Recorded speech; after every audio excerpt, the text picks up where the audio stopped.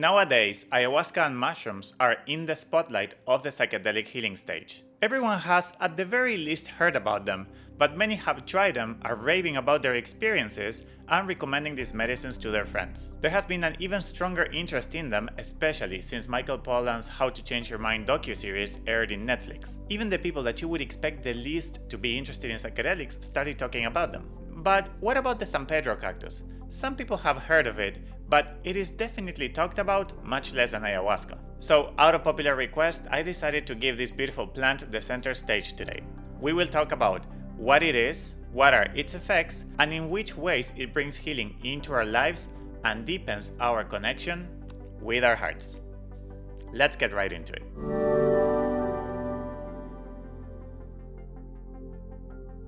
What's up? I'm Ivan with 10 years of experience facilitating healing ceremonies.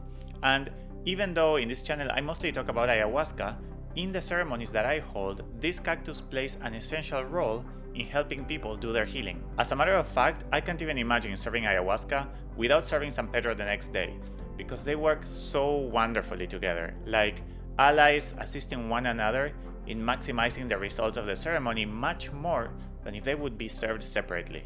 But more on that a little bit later in the video. Let's start with the very basics for those of you who don't know what this is.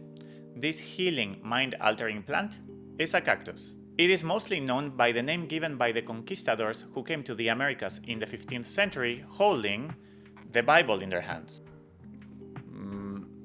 No, not that Bible. The other Bible. So after they killed all the natives, they tried the cactus, and what they felt was that the spirit of Saint Peter was contained in the cactus. Peter was one of the 12 apostles of Jesus, and Roman Catholic tradition holds not only that Jesus established Saint Peter as the first pope, but also that he gave him the keys to the kingdom of heaven, which is why he is often depicted at the gates of heaven in art and popular culture. And now, I have them. Do you want them? Well, keep watching, because by the end of the video, you might know how to get them. So why did the conquistadors call this cactus Saint Peter or San Pedro in Spanish? Because when this cactus is consumed, the gates to heaven open to you. I'll go deeper into this topic in a few minutes when we talk about the emotional body, which is where most of the healing happens with this cactus. I personally prefer to call it by the non-religious name that the natives of this land have given to the cactus before being massacred in the name of the church. And that name is Huachuma. The active alkaloid in Huachuma is mescaline. Sounds familiar? Mescaline became famous in the West after two very successful authors wrote about it. Aldous Huxley talked about it in his book The Doors of Perception, and Carlos Castaneda in his series of many books where he describes his experience with his Yaqui shaman, Don Juan. There is another cactus that contains mescaline too, the one consumed by Castaneda in his books with Don Juan, and that is Peyote. So many people have heard about Peyote, but not that many about Huachuma, even though it is safe to assume that nowadays Huachuma is being consumed much more than Peyote. And that is partially because Huachuma grows all over the Americas and it grows fast, so there is a lot of availability. And also, it has become a popular plant to consume around ayahuasca ceremonies, who, in healing settings, seems to have taken completely the center stage of people's interest. And for a good reason too. Ayahuasca is a famous one now. She's like the Taylor Swift of plants. And it has brought Huachuma to stardom with her. And on the other hand, peyote grows really slowly. It can take from 7 to 10 years for a button to grow into maturity. And the journey with peyote requires consuming many buttons. It also grows in just a few parts of Mexico and the US, so the availability is pretty low. It is now considered a species in danger of extinction, and it is an essential spiritual and religious sacrament for many natives of this land. So it is better that we Westerners just leave the cactus to them and not try to harvest it in mass. Okay, so what does this plant do when you consume it? Huachuma, like many mescaline-containing plants, help you heal your emotional body. So in order to talk about its effects properly, we first need to talk about something that a lot of people have not heard of, which is the emotional body. My last video, which you can check up here or in the description below, is an in-depth explanation of everything related to the emotional body, what it is, how it works, how it gets hurt, and how it heals. I highly recommend you to check it out so that you can have proper context for this video. As always, just in case you didn't watch it, I'm gonna give you a quick summary here.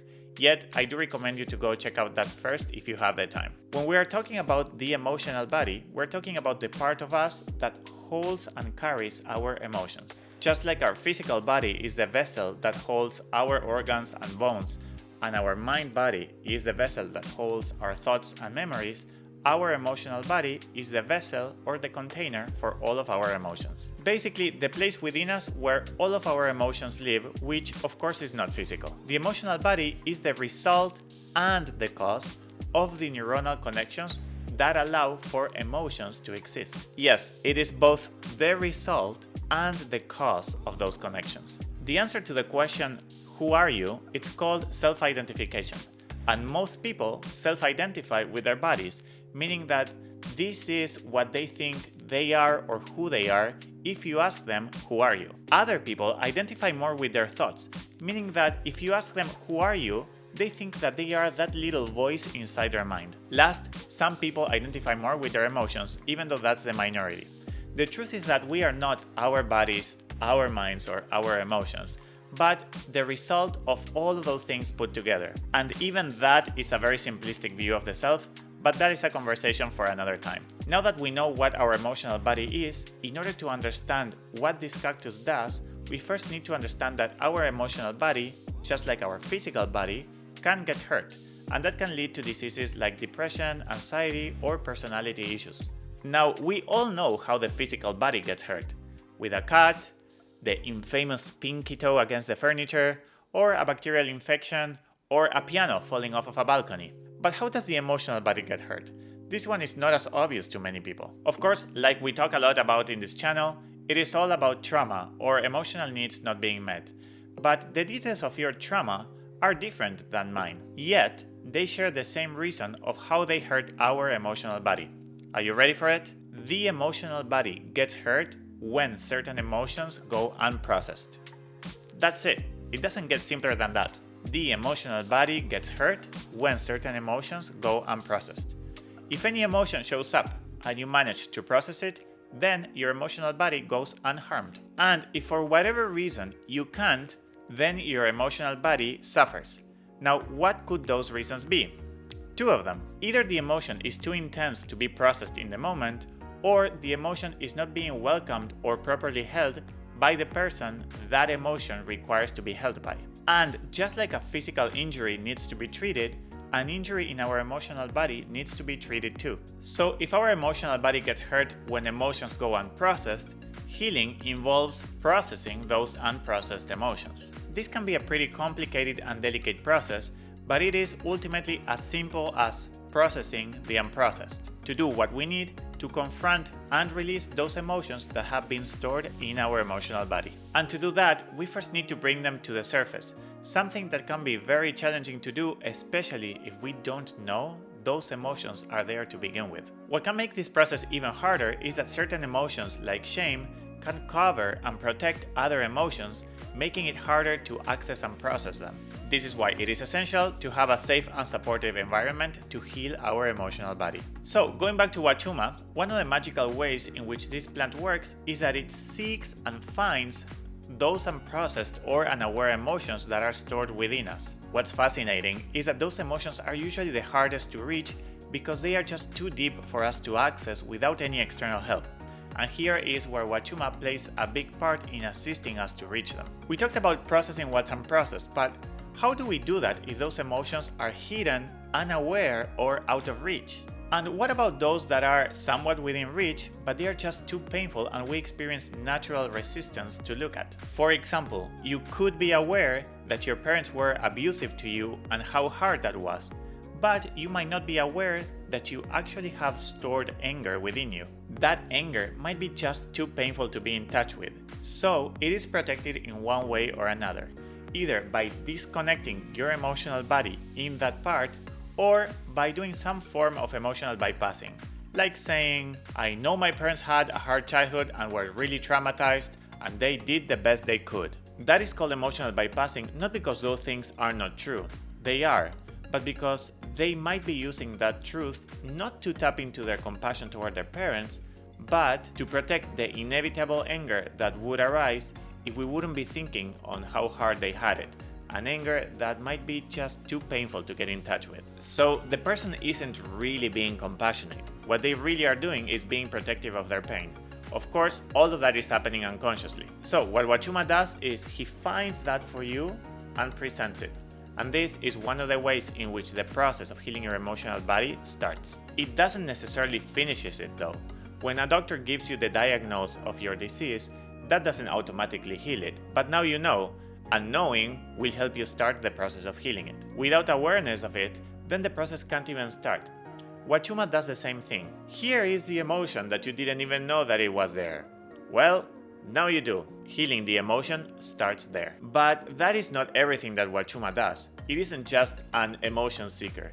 It does so much more than that. Another one of its amazing qualities is that it actually helps you process it by assisting you in the opening of your heart. You might have heard of heart opening medicines, and Huachuma does exactly that. While ayahuasca and other medicines can take you to different universe or to the underworld or to your childhood or to life after death, and also sometimes it helps you open your heart if that is what's needed for you in that moment to continue with your healing journey, Huachuma is a specialist on this, targeting directly the opening of your heart. This is why many people call it natural ecstasy or natural MDMA, but without the serotonin crash that comes after. And since certain emotions can only be processed through the lens of an open heart, Huachuma then becomes an emotional processing master. First, by seeking the unaware emotion, then presenting it to you, and then helping you process it by cracking your heart open. Now, what do I mean with an open heart? Well, in the video that I mentioned earlier, I go deeply in detail about this too, which is why, again, I recommend you to check it out. Our experiences shape the way we view the world and ourselves. Basically, trauma can cause us to close off parts of our hearts, protecting us from further pain.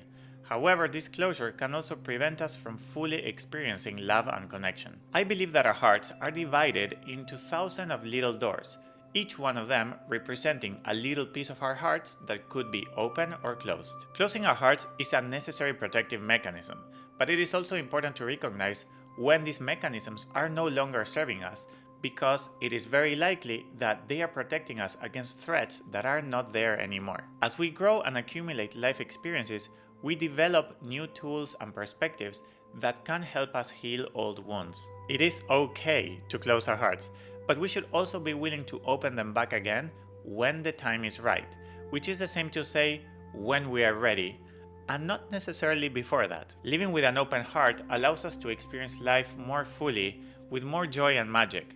Children are a great example of this, as they see the world with such wonder and imagination. By opening our hearts, we can tap into that same sense of freedom and connection. So when our hearts are open, love has the space to flow in and out, allowing us to live life in love. So it is important to recognize when our hearts are closed and make the effort of doing whatever it takes to open them back up, allowing us to live a more loving and fulfilling life. Remember when I talked about the conquistadors naming this cactus San Pedro because they believed that the spirit of Saint Peter, who holds the keys to heaven, was contained in the cactus? What do you think they have experienced when they consumed the cactus, besides accessing heaven? What they experienced was something that they had very little of, especially if they were capable of doing things like killing all the natives, and that is having an open heart. They consumed the cactus, and then their extremely closed hearts started opening back up, and then they felt that they weren't in heaven, confusing the spirit of Huachuma with the spirit of Saint Peter. Can you see the relationship here? Heaven, open heart, heaven, open heart. I might be onto something here. What does it truly mean to go to heaven? When they consumed the cactus and their hearts opened up, they experienced heaven. Isn't then heaven a place where you go, not when you die, but right here, right now, when you live with an open heart? I honestly think that we have been getting it all wrong for millennia. Heaven is not a place that you go to when you die if you have been living according to God's laws. And at the same time, if you think about it, it is not that far from that either. When we live according to those laws, for example, caring for your neighbor or being compassionate towards other people's pain, or living according to the kindness that we are all capable of, then our hearts stay open, and so we go to heaven. So in a way, it is true that if we live according to God's laws, then we go to heaven. but I don't think we need to wait until we die. Heaven is an immediate result of our good deeds because those deeds help us keep our hearts open, and that's where we instantly go when we do them. We become compassionate towards somebody else's pain, and so love flows from us to that person, and our hearts crack open, and that feels just really good. And so in that moment, we are experiencing heaven. So, if heaven is right here, right now, when your heart is open, then what do you think hell is? It's pretty obvious all of a sudden, isn't it? Hell is also right here, right now, when your heart is closed. That's why it is said that if we live against God's laws, which is the same as to say against others and against ourselves, then we will go to hell. But not when we die. Right now, we do those things, our hearts close, and so we start experiencing hell. So let me really get that point across. To live in hell is to live with a closed heart. Most people can't even understand what I'm saying because they got so used to living with a closed heart that they don't even feel it anymore. It became normal. Living in hell is the norm of most people of our society. If they would feel for a moment what it feels like to have your heart cracked open, then they would understand the hell that they are in at all times. I get it. As I said, it is okay to have your heart closed, but you can also heal it, open it back up, and start living in heaven right now. So, this beautiful cactus is an amazing tool to tear down all of those walls that don't protect us anymore, so that the flow of love can be restored. Once your protector stops protecting you and starts harming you, it is then time to let it go, and Huachuma is the perfect tool for that. It is important to note that once you tore down all of those walls and you go back to your everyday life, some threats are still going to be there. Some people are still going to be mean to you, people in the streets might still look unhappy and depressed, or somebody you love might be doing something harmful, either to you or to themselves or to someone else. So some of those walls will have to come back up because life has not become emotionally threatless. But most of the walls that you tore down will not come back up, just the ones that are needed for today's protection. And remember, that is okay. It brings up old stuck emotions. Then it helps us look at those emotions through the lens of an open heart, and as a result, we process unprocessed emotions. It is a very simple equation that I wish they would have taught me in engineering school. You know how many equations I learned there? This is one of the most important ones. Here are a few pointers onto how to identify if you're looking at a Huachuma cactus. If you live in California, they are in almost everyone's yard, and most people don't even know about it. They have 6, 7, or 8 points. The pockets in between each ridge tend to not be very shallow. It's more like a chubby cactus rather than a skinny one. There are usually 6 spines per aureola, which is where they grow from, and they are usually pointing upward.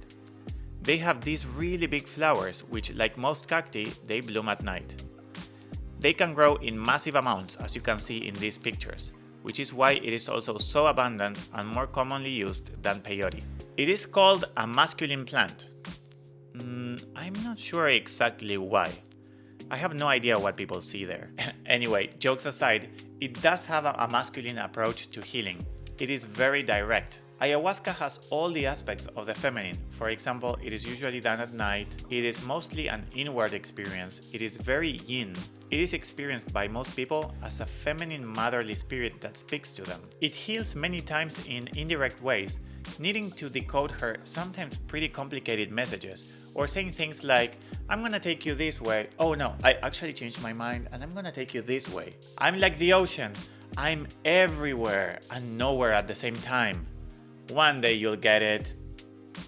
Not. Huachuma operates on the other side of the spectrum.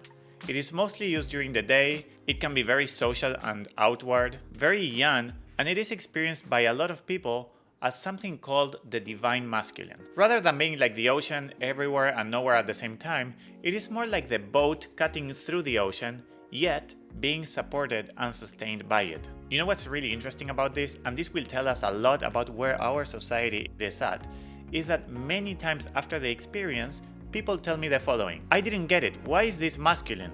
So I say, tell me more. Well, it was so loving and gentle and sweet. Interesting. Then what is masculine to you? Well, force and aggression and intensity and threats. What this clearly shows me is how much we associate the masculine only with the wounded masculine, and that the divine masculine does not even compute. And it makes a lot of sense. The wounded aspects of the masculine have been very dominant for a long time, repressing the feminine through aggression and force. Don't get me wrong, there's a lot of wounded feminine around too, but in this time and era, it has been the wounded masculine that has been dominant and taking over the world. If you don't believe me, just observe who is in charge in most positions of power, men or women. Yeah, I thought so. And out of them, are the men in positions of power open-hearted and kind, or are they the perfect representation of the wounded masculine? This is why many people don't understand why Huachuma is a perfect representation of the masculine, because through their wounded fathers and through the wounded men in positions of power in our society, they have never been exposed to what the divine masculine actually looks and feels like. People basically think that masculine is only wounded masculine. Huachuma's healing power can help reestablish what masculinity is and heal our wounded masculine parts by getting in touch with the divine masculine within ourselves, whether the person that consumed the cactus was a man or a woman. The divine masculine, believe it or not, is gentle, sweet, loving, and caring. Next, let's talk about the cactus chemical composition. The most commonly known alkaloid in it is mescaline, but it is not the only one. All the other ones present have a very similar chemical structure and also play a part in its effects, which is why the experience of pure extracted mescaline is very different than when you consume the cactus, even though the main alkaloid there is mescaline. DMPEA actually is an interesting compound because it is something called an analog of the more famous compound dopamine. They are, chemically speaking, almost the same molecule. All these alkaloids are phenethylamines, exactly like dopamine is. So it is believed that the same dopaminergic pathways are utilized by the alkaloids in this cactus. Since epinephrine, most commonly known as adrenaline, is used through this pathway, that would explain why when people consume this cactus they get really energized and why this works so well with movement and very long hikes. The experience takes about 2 hours to start. During those 2 hours, not much will happen. Then you slowly feel it coming up, and in the 4-hour mark, that's when you reach the peak. It stays at the peak for maybe another 4 hours, and then it starts finally coming down, having the total effects last around 12 hours. Last, let's talk about the traditions left today, which unfortunately there aren't many. One of the advantages that people deep in the Amazon jungle had was that they were basically protected by the jungle from the conquistadors, which is why their traditions are still alive even till today. There are many ayahuasca traditions alive from thousands of years ago, but this cactus grows pretty openly, and unfortunately most of the traditions from back then are now lost. So it is hard to talk about traditions per se, but we can talk about how it is used today. One of the most common uses for it today is through pilgrimage. So if you go to the Andes, they will serve you this cactus, and then you will go into these very long walks and hikes that take at the very least the whole day and sometimes 2 or 3 days. You will cross rivers and mountains and access places that you can only access by foot after hours or sometimes days of walking. It is a really beautiful experience.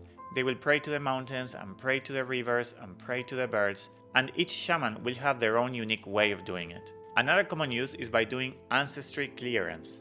You take the plant and then you give a tobacco offering to your ancestors and start reconnecting with them.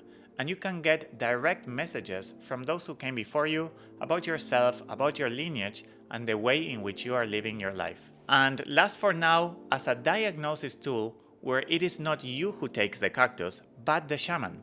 Then they become connected with something bigger than themselves, and they start receiving information about what is going on with you and what are the necessary steps for you to heal. This way of using Huachuma is also commonly used in ayahuasca, especially in older traditions. Before I started consuming these plants, all of this sounded like complete hocus pocus BS to me. But then I started experiencing it myself, where somebody would come to me, I would consume the cactus, and I would have a lot of clarity around what was going on with them. And then I would share that with them, and they would feel that it was completely right. They would go home, start acting upon it, and then they would call me saying that it really worked and that they were really grateful about the information that I gave them, even though it didn't feel like I was giving that information to them, but that it was information coming more through me that the cactus helped me access. If you have not experienced this before, if you're a skeptic, if you're an atheist, and all of that, then I understand how crazy this might sound like, and I experienced the same thing until I finally experienced it myself. So I would suggest you to stay open-minded about it. There are so many things that we just don't know how they work, but when you look at them, they seem to actually be working. And in a way, that is what every person is doing when they are consuming the plants. They are connecting to something deeper and higher than themselves, and then they start receiving information about themselves and what to do about it. Of course, if you're not very good at doing this, then you might come up with the wrong diagnosis. Something very common among people who take master plants like these ones, without any guidance of those people who have spent a lot of time with them and know very well how they work. This is why doing this with an experienced facilitator is so important. The way I like to use it, which seems to be one of the most effective ways to use it in the West, is by combining traditional forms of therapy and psychology with more modern approaches to healing. For example, doing inner child work, holding space for the liberation of emotions, or learning how to hold space for oneself, and many other modalities. I have found this to create the most meaningful changes in people. To have your emotions come up and have somebody hold them compassionately with you and help you process those emotions that are really hard to experience can be literally life-changing. One of my favorite parts of the Huachuma experience is the specific quality of the tears that come out with it. It is very, very common for people to cry during a Huachuma journey. Those are the tears that come when emotions are released after 20, 30, or 40 years of being stuck and unprocessed. Witnessing those processes in people is so deeply moving and touching. Those are the tears of experiencing life through an open heart. I call them Huachuma tears, and to me, those are the sweetest kind of tears I have ever shed. So much relief and gratitude can be experienced through them. Last, the risk and contraindications, fortunately for this plant, are very low. It doesn't mean that there aren't any, but it is generally a very safe plant to consume. No neurotoxicity has been found, even in people who have been consuming it for years and in very high doses. I would say that the number one risk for Huachuma is for those people who have gone through a process of psychosis that needed to be institutionalized. And even then the risk is low, but it can still happen that Huachuma could potentially bring those things up. If those things come up, then that person needs to be held really well by the facilitator in whatever it is that's showing up for them. If that happens, that's also a great opportunity for healing. The other risk is like with any psychedelic plant. They might bring something up in you, and if you're alone or not properly held, you might simply not know what to do with it, and it can become a little bit challenging. But for the most part, it is a very gentle plant. It has very mild visions, if any. Maybe some colors are a little bit more vibrant or the sun shines a little bit brighter, but for the most part, it's mostly an emotional experience. I mentioned at the beginning of the video that it is very commonly used in ayahuasca ceremonies. Why is that? Because ayahuasca can bring a lot up, and then you are left without knowing too well what to do with all of it. You would then have to go back home, and it might take weeks or even months to fully process and integrate your experience. But when Huachuma is consumed the day after, then your ayahuasca experience gets much more integrated that very same day. By the end of your Huachuma experience, you will have a much clearer understanding of what happened with you during ayahuasca, why things show up the way they did, and what you got out of it. Huachuma is a great ally of ayahuasca, helping you put all the pieces back together, bringing to your experience with her the perspective of an open heart. This methodology has become more and more popular lately. When I started about 10 years ago, it was very rare that somebody would give both plants in the same ceremony. Not at the same time, of course. Now it has become a staple in many settings, and for a good reason. They work really well together. Nothing better than looking at all the potential uncomfortable stuff that ayahuasca brought up the night before through the lens of an open heart as a way of concluding and integrating your ceremony. And to finish this talk on Huachuma, I would like to tell you one of the stories that the natives have been passing on generation after generation, and that is the story of the blue deer. It goes something like this. One time, all the beings of the universe decided to get together with the intention of bringing peace and harmony into the whole world. Everyone came, except for the humans. They noticed humans were distracted and disconnected and didn't care to come to such a gathering. Then the blue deer said, "I'm gonna go to Earth to look out for them and try to help them reconnect." When the blue deer arrived, humans saw it and shot it. Wow, they are truly disconnected, the bleeding blue deer thought, and it ran away. When the hunters came to see if they caught it, they noticed the deer was gone, but a beautiful cactus was growing from the blood. This story says that when you consume the cactus, the spirit of the blue deer will come to you with the initial intention it had when it came to Earth, to remind us on how to be in harmony and peace by living with an open heart. I hope that you enjoyed this talk. A summary of this video has been put together and summarized in a beautifully made PDF so that you can refresh the memory of the topics presented here anytime that you want. If you would like to get it, the link is in the description below. And if you would like to support the channel, you can like the video if you did, and subscribe to the channel so that you don't miss the content that I put out. Thank you for listening, and I hope that you can keep living the path of living with an open heart. Bye! Click on the left square to watch another video I made on a related topic. All my content is free. If you appreciate it and wish to assist me to continue releasing this kind of content, please consider supporting me on Patreon. You can also follow me on my socials and subscribe to this channel.